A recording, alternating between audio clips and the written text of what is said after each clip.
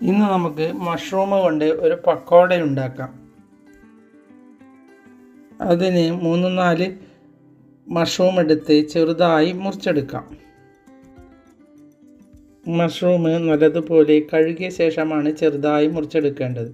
ഇനി അതിലേക്ക് ഒരു സവാള മുറിച്ചത്, കുറച്ച് കറിവേപ്പില, 3-4 പച്ചമുളക്, 5-6 വെളുത്തുള്ളിയും ഒരു കഷ്ണം ഇഞ്ചിയും കൂടി അരച്ച കൂട്ട്, ആവശ്യത്തിന് ഉപ്പ്, 1 ടേബിൾ സ്പൂൺ അരിപ്പൊടി, 1 കപ്പ് കടലപ്പൊടി. മഷ്റൂം കിട്ടിയാൽ നിങ്ങളും ഒന്ന് ഇങ്ങനെ ഉണ്ടാക്കി നോക്കണം. എന്നിട്ട് അഭിപ്രായം കമൻറ്റ് ബോക്സിൽ ഇടണം.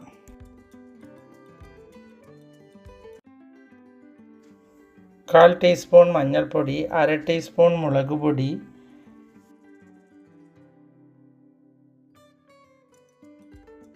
1/2 ടീസ്പൂൺ ഗരം മസാലപ്പൊടി.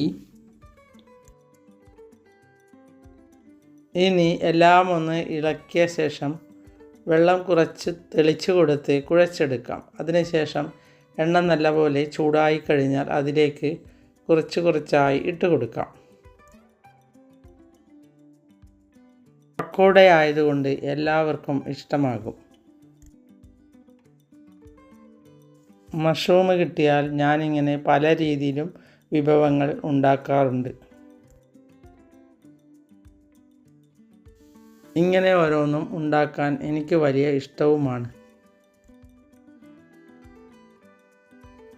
പുറത്തുനിന്ന് ഇങ്ങനെ ഓരോന്നും വാങ്ങിക്കഴിക്കാതെ നമ്മൾ തന്നെ ഓരോന്നും ഉണ്ടാക്കി കഴിച്ചു നോക്കൂ.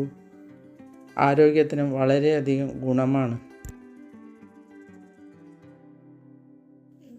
ഞങ്ങളങ്ങനെ ഒന്നും പുറത്ത് നിന്ന് വാങ്ങാറില്ല. ഞങ്ങൾ തന്നെ ഉണ്ടാക്കി കഴിക്കാറാണ് പതിവ്. ഇതൊന്ന് മൂത്ത് വരുമ്പോൾ മറിച്ചിട്ട് കൊടുത്ത് അതിനുശേഷം നല്ലതുപോലെ ആയി വന്നാൽ കോരി മാറ്റാം. എൻ്റെ വീഡിയോ ഇഷ്ടപ്പെട്ടുവെങ്കിൽ ലൈക്ക് ചെയ്യാനും സബ്സ്ക്രൈബ് ചെയ്യാനും മറക്കരുത്.